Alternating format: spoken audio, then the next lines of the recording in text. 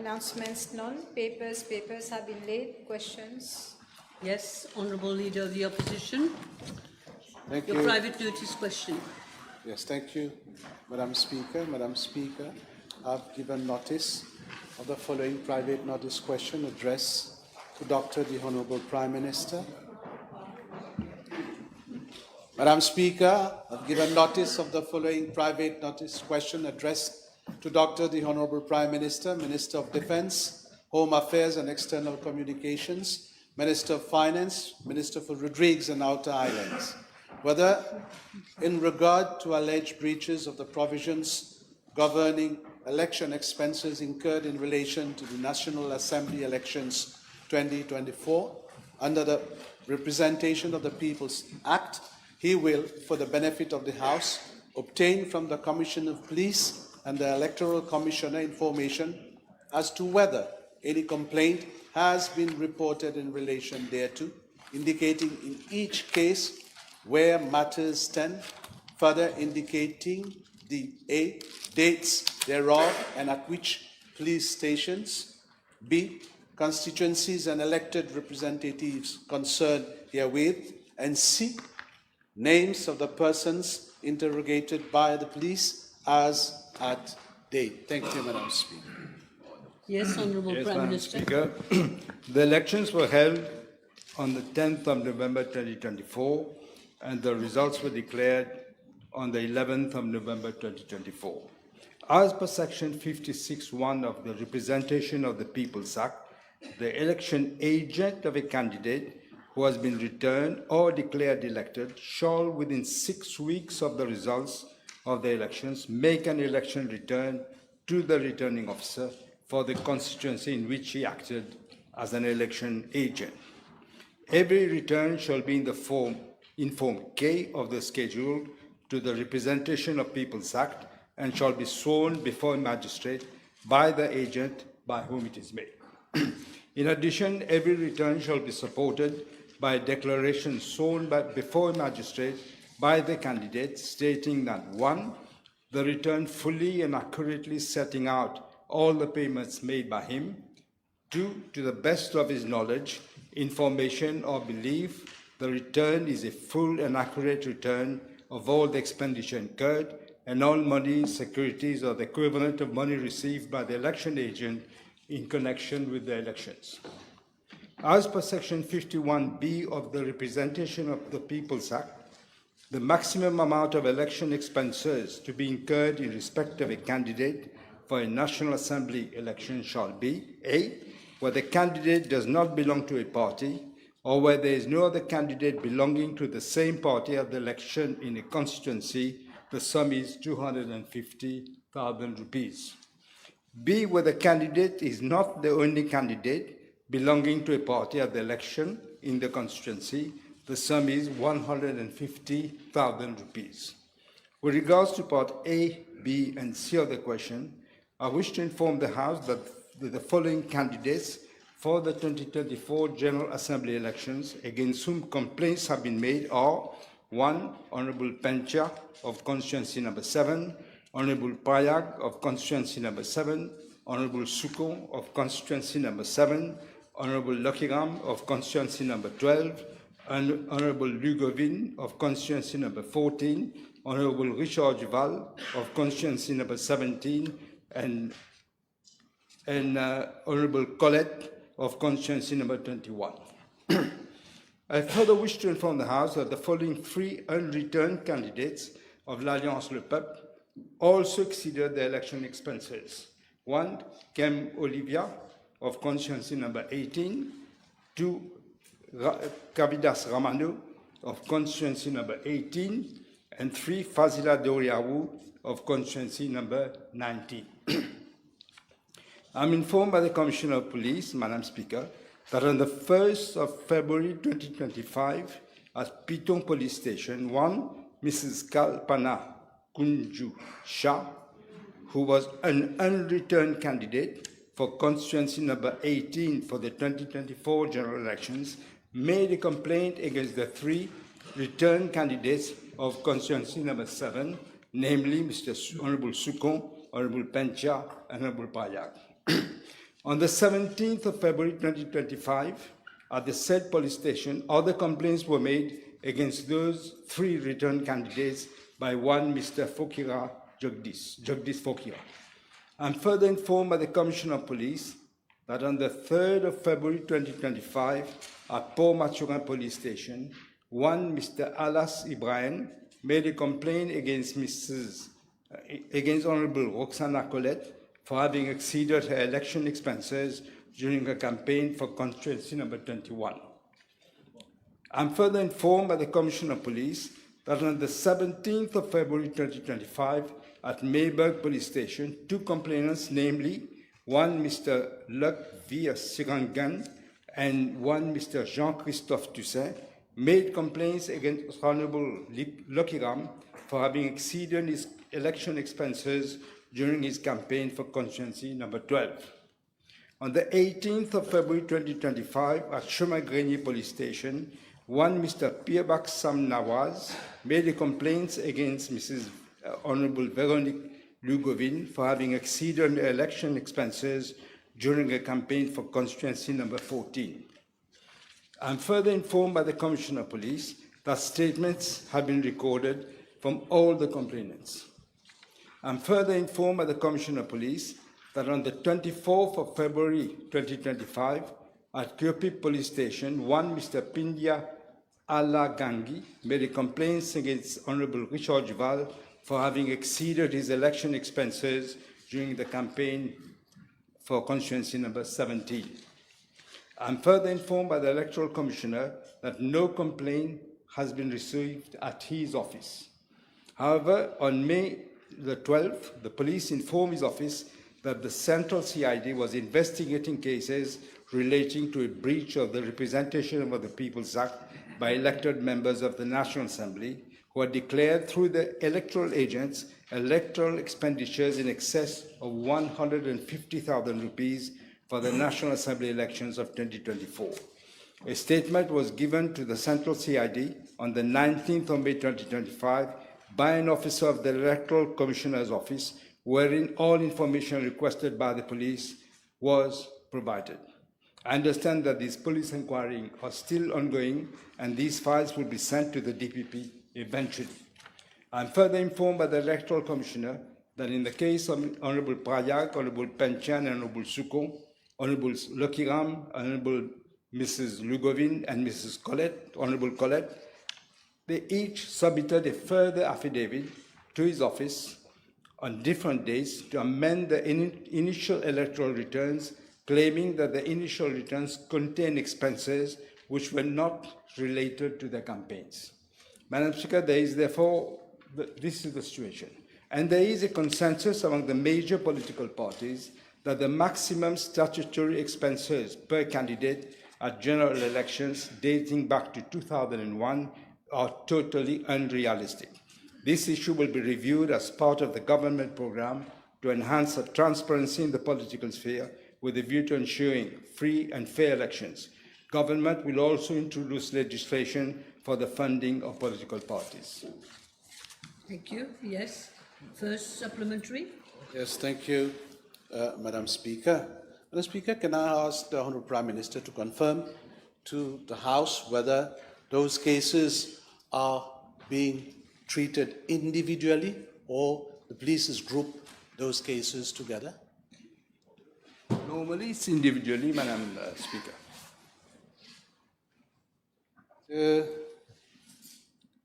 The Honourable Prime Minister stated that certain members have filed new affidavits. Would he agree that those new affidavits tantamount to an admission of guilt by those who have filed those new affidavits? It is not for me to decide this, Madam Speaker. I just explained that they feel that they were expenses that were not related to the electoral expenses were put in there. If I understand well, the affidavits were not sent to the police, but to the Commissioner of Electoral Commissioner. Yeah. Is that what I understood? They sent it to the Electoral Commissioner. So I'm not sure whether it's linked, how it's Yeah, linked. but they were filed in outside the prescribed dates, Yes. Madam Speaker. Can the Honourable Prime Minister provide to the House information with regard to the dates on which those new affidavits were filed? I think I thought I didn't give the day, but I'll have to look for it. Yeah, they were filed. Yeah, that is the main. When were they filed? I thought I mentioned that the affidavits were filed afterwards.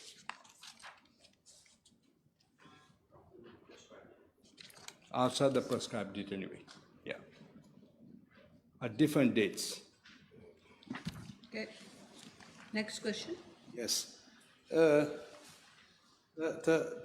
Honourable Prime Minister stated that certain complainants have already been interrogated.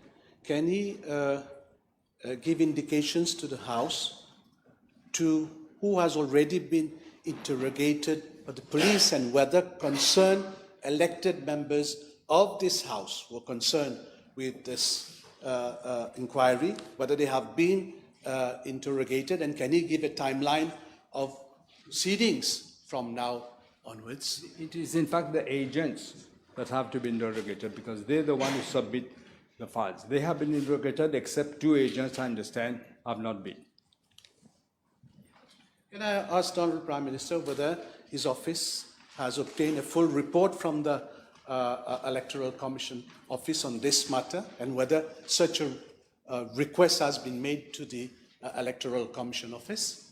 I didn't get any report from the Electoral Commission's office. Neither did I ask because this is an independent office.